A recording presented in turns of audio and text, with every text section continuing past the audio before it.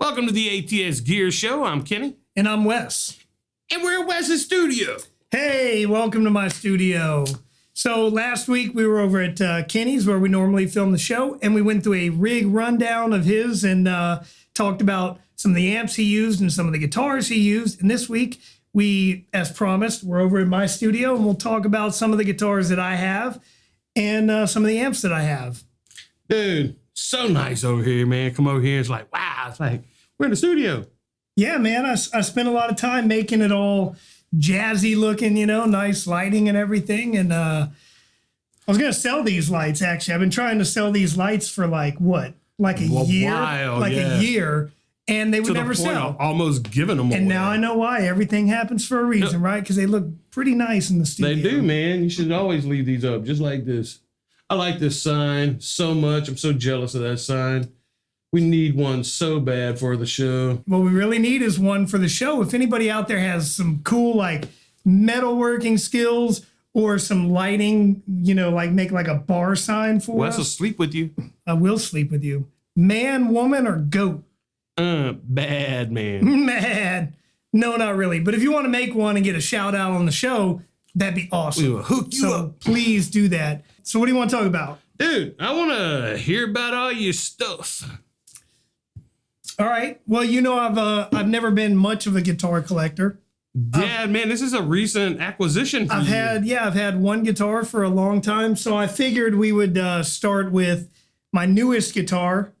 All right. Work our way backwards. I've got 3 on the show today that we'll talk about, and we'll work our way backwards from there. All right, cool. Back to the OG guitar. The OG, the original. The first guitar I have here is this one here is my most recent purchase. It is a custom guitar that I built through Warmoth. I really didn't know what to expect. I really didn't. And when I got this body, finally, it took about 8 weeks to get it. I was just like enamored at it. It looks good. It sounds good. It's a beautiful guitar. Paint job, dude. When you were telling me and you were like, no, man, I'm going to get it like candy apple red. I just couldn't picture it at first. And I was like, man, but then you got it. And I'm just like, oh. Looks pretty nice, right? Especially when you put all the like hardware on it and stuff. It was just like, dude. Yeah, man. And this one came just with that. I put the bridge on it. This is a Callahan tremolo with the David Gilmour shortened tremolo arm, which I got to say, even if you don't play David Gilmour, after doing this tremolo arm, I could never go back. This shortened tremolo arm allows you to basically play with it in your hand the whole time. So you can really work it very subtly without, the other ones, the normal ones are pretty long. Right. So this one's pretty cool. This is actually a David Gilmour kind of Red Strat replica, semi-replica. I didn't get into like all the specs of it. I just knew. Put the EMGs in it. I put the EMGs. These are EMG DG20 pickups, active pickups, Callahan tremolo with the shortened arm, and this neck is actually the neck I had laying around from my first Strat, which we'll talk about later, that I took off because I really liked the flatter radius. Oh yeah, of this the is the guitar that I picked up earlier. This one has an interesting sort of soft V shape. Yeah, it's weird. And it's much more for like if you're gonna play slower, sort of bluesy stuff, it's a great sound for that. But when you're trying to play faster, I've always found this to be a challenge. So I like a flatter neck for that. Yeah, so that's this one. It's the David Gilmour Candy Apple Red Strat. Has a really good, what's interesting about these DG20 EMG pickups is that these are not normal tone knobs like you would find on a normal guitar. Oh yeah, you were telling me that. Yeah. These are the guitar expander system. So I'd have to refresh my memory, but I think one of them increases the bass of all pickups. They're not Per pickup. They're not per pickup. This controls the bass signal and this controls the treble. So you can really dial in a whole bunch of cool tones with them using these two things here, using these two knobs. You can dial in like some cool, roll back the treble, and when you're ready to do a lead, roll that up and really like cut through there. So this is a cool guitar. It's my newest one. It's my least played one because it is the newest, but every time I pick it up, I really enjoy it. It's a beautiful guitar, man. It is. It really is. It's all new and nice. Yeah, dude. I like the paint job.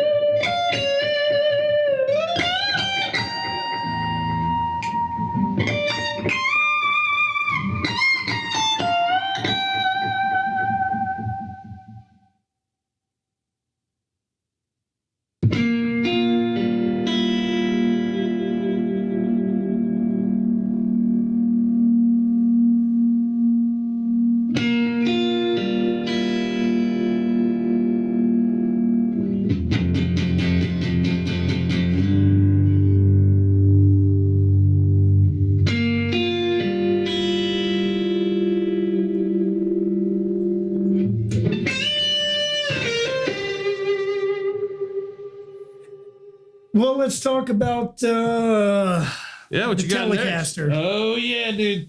So yeah, when you called me and told me, hey man, because you went looking for an acoustic.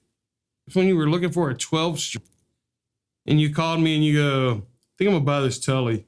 And I'm like, what? You're buying another guitar? You don't ever buy guitars. You were like, yeah, man. I bought like 3 in 2 weeks. Yeah, you did. You did. But that's how I roll, you know. I hold back and deprive myself. Then I go manic and I just buy a bunch of stuff that I can't afford. Gotcha. And that's how I end up with this. This is a custom built, made from all Fender genuine parts, made from Austin Vintage Guitars. And I was in their store one day and I was looking for a Telecaster. Right. I picked up about 10 of them. And this one I picked up, and immediately, if you feel the back of that neck, they've got it. It just sanded off enough to where it's kind of a satin feel, so there's no slipperiness. It's super slick. And the guitar fretboard is really bouncy. It's got a really nice sound to it, a really nice feel to it. Austin Vintage Guitars, shout out for this guitar. It's a great guitar. I haven't used this one that much, but we did a gig last week where I did this for all of the Rolling Stones covers. It's a great sounding guitar. I really like this one. I also use this one sometimes for the Pink Floyd thing that we do for playing one of the songs off their Animal album. And I tune this all the way down to D. So just drop the whole thing a whole step and it sounds fantastic. Nice. It's a really cool guitar.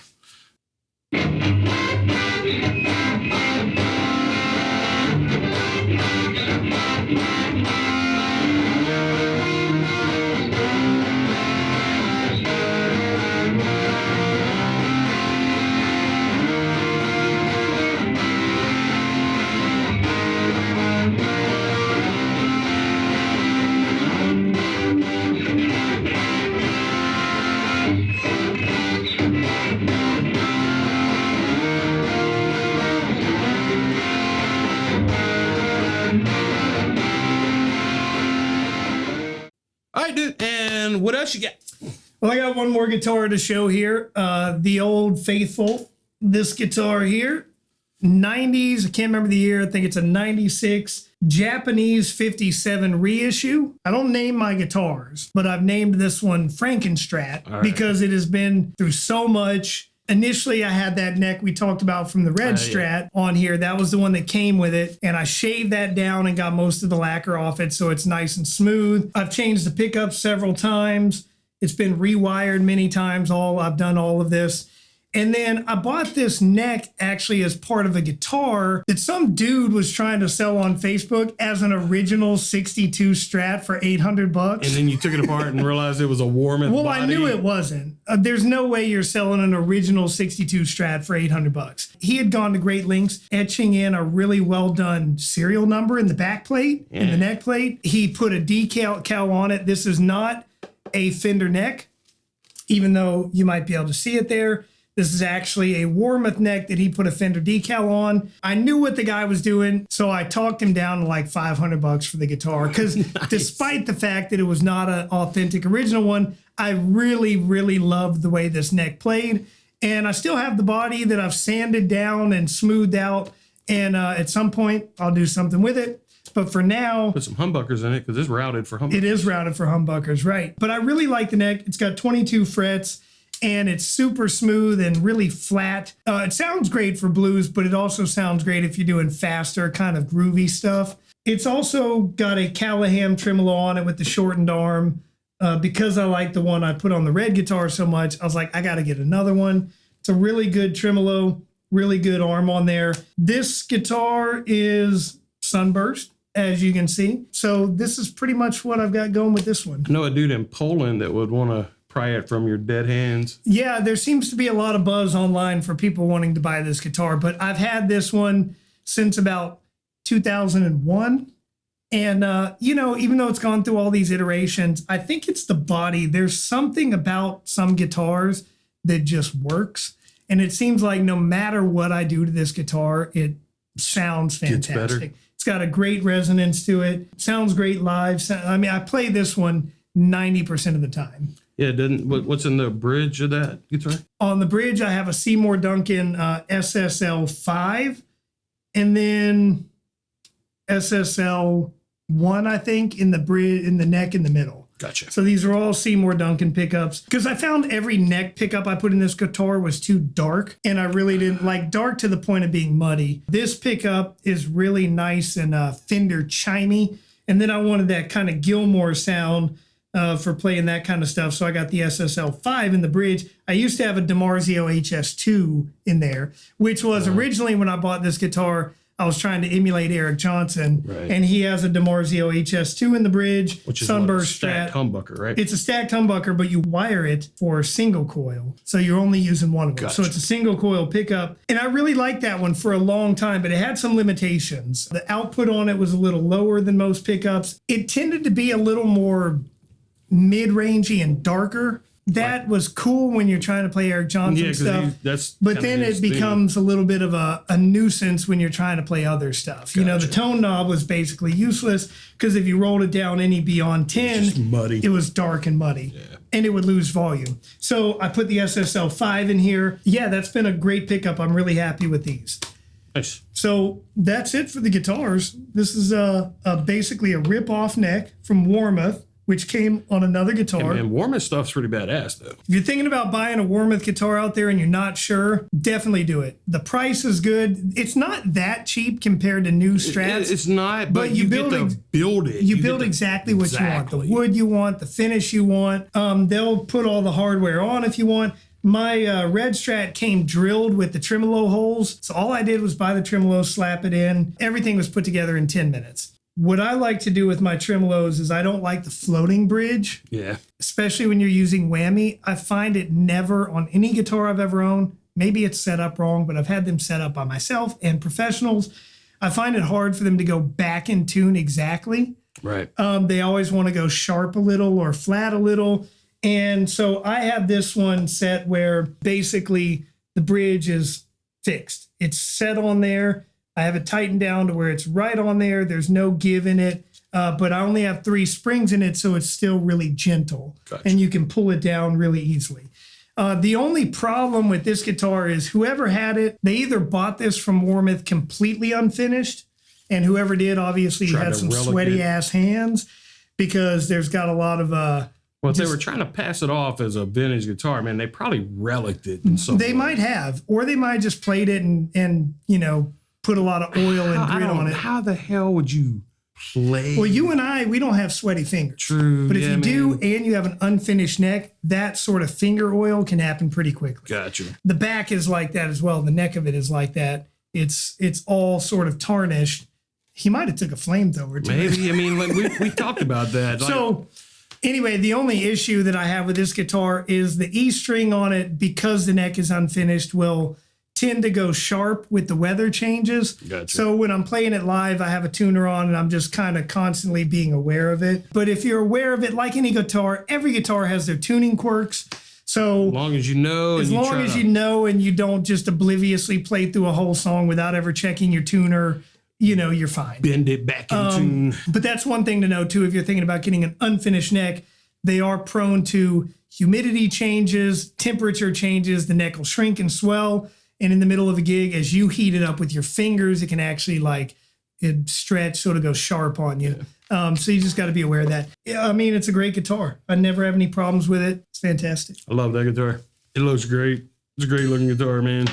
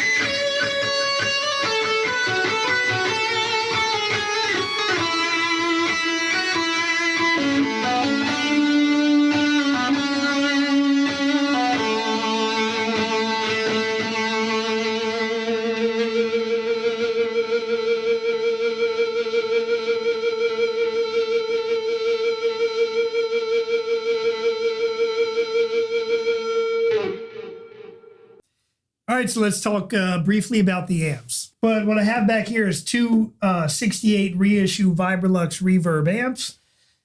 This one over here is outfitted with Weber 10-inch speakers, 50 watt, I think, 10 F150. Yep.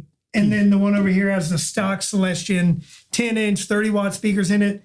I do want to replace these, just a matter of money, because the Webers sound so much better than the stock ones. I might replace these with either Webers or there's another speaker company called Warehouse Guitar Speakers. Yeah.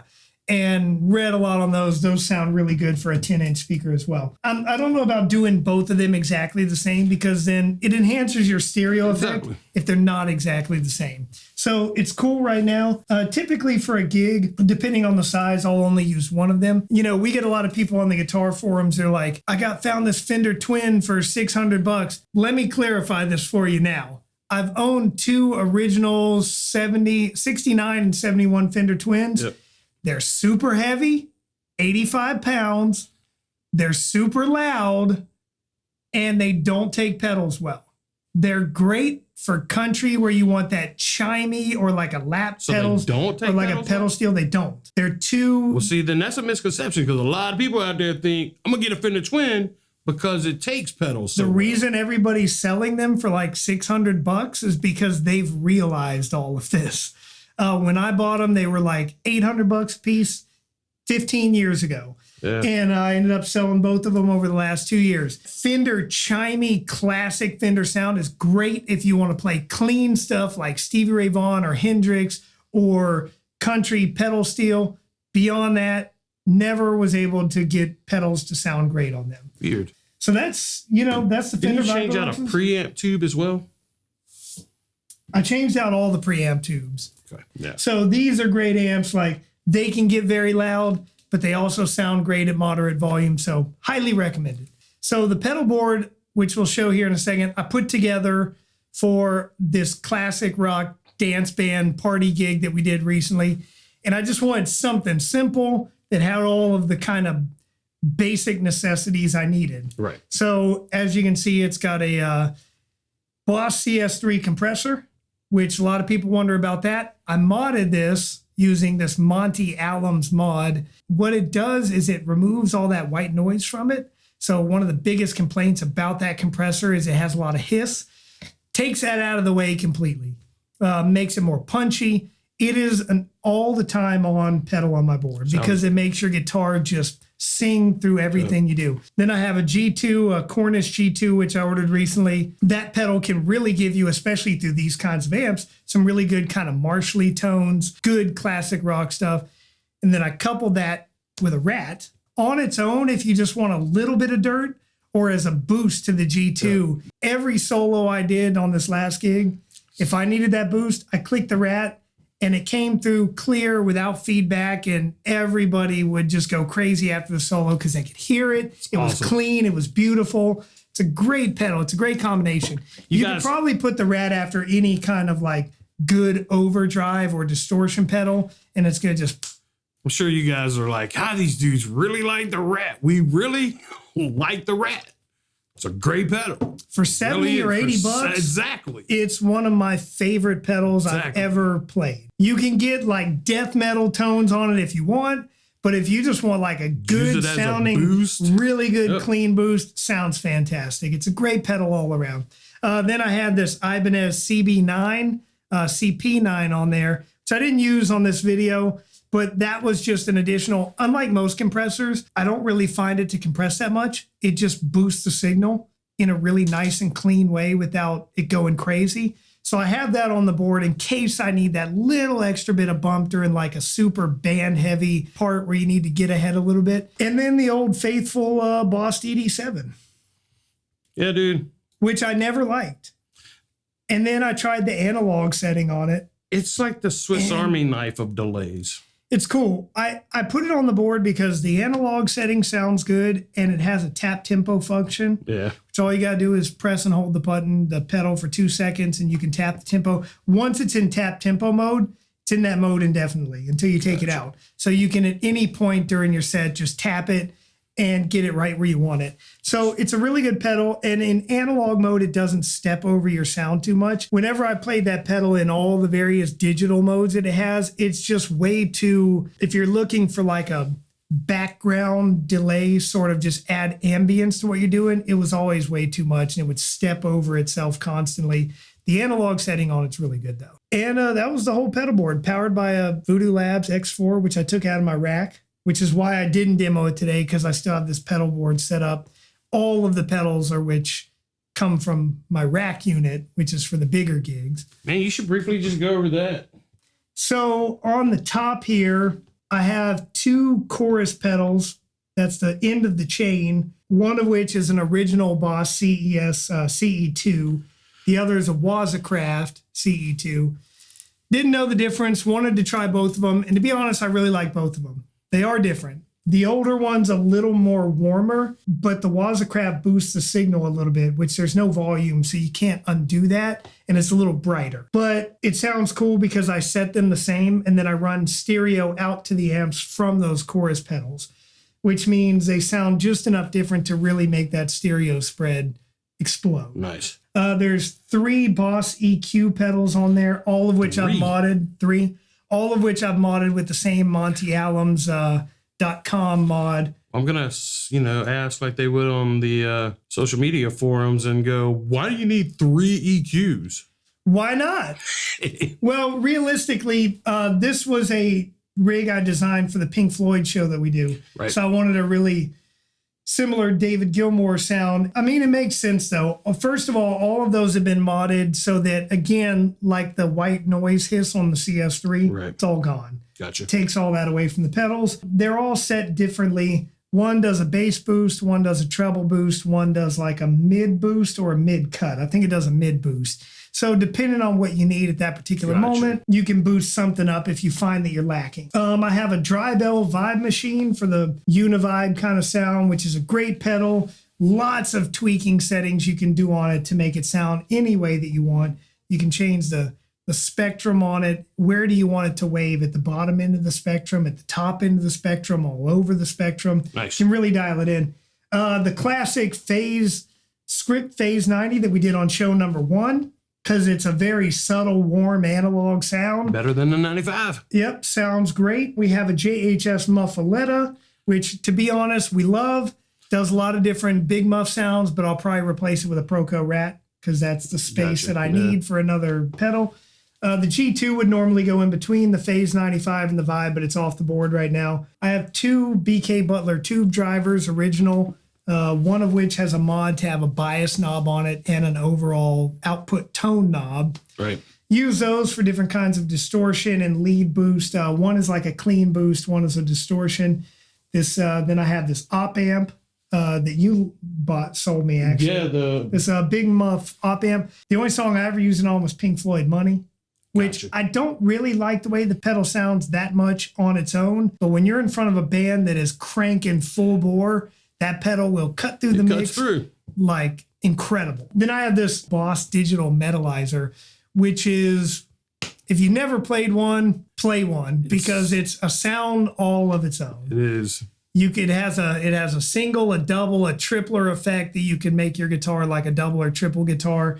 And it's a really searing guitar lead kind of sound that sounds characteristically 80s, but really good for some of the old Floyd stuff if you need that kind of sound. Going down, we have a TC Electronic 2290 on the top. What? Which is, so remember during my last sort of manic phase, right, I went crazy and bought a whole bunch of stuff that I probably shouldn't have bought, but that's one of them. That's an expensive delay unit. Sounds great though. It's all MIDI controlled. You can set up different presets on it, control it all from MIDI. Below that, I have a TC Electronic D90 or D2 rather. That is M1 or D2. I think it's a D2. So that's another delay unit so that on certain things I can have one delay go into one amp and one go into the other. Like on a song like Pink Floyd's Time, he has 2 delays going at the same time. One's like a click, click, click, and one's like a rattlesnake sort of brrr.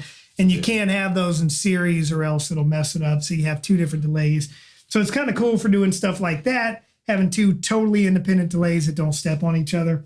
Below that is just a noise gate. Below that is the Alembic preamp, which just makes your sound hotter if you wanted to. Below that is a Rocktron hush system, which gets rid of all of my white noise across all of these pedals. That kills it without killing your tone.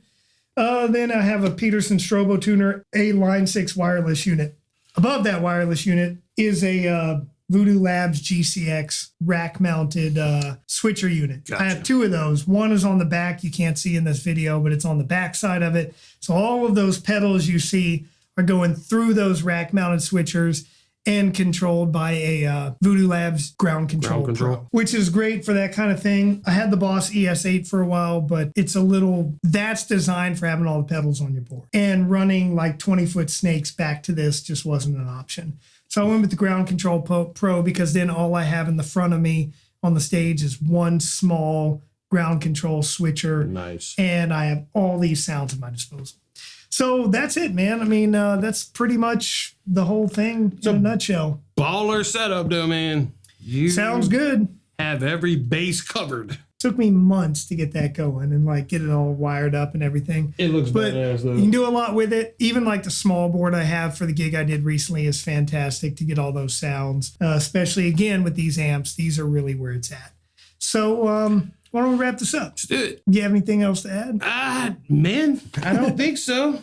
Well, stay tuned next week when we review the Joyo It is a Joyo Maximum drive pedal, JF05, I think it is, maybe. But it is, from what we can tell, is an exact replica of the full tone, full drive 2 MOSFET. So we're going to compare those two pedals next week and see, are they similar? Are they similar? And if you're looking for one to replace the other, is it a viable option? So we'll check that out. And if you like our channel, please hit the like button below, subscribe, share it with your friends, and stay tuned for a new video every week. Because we're half drunk, half stoned, but fully reviewed.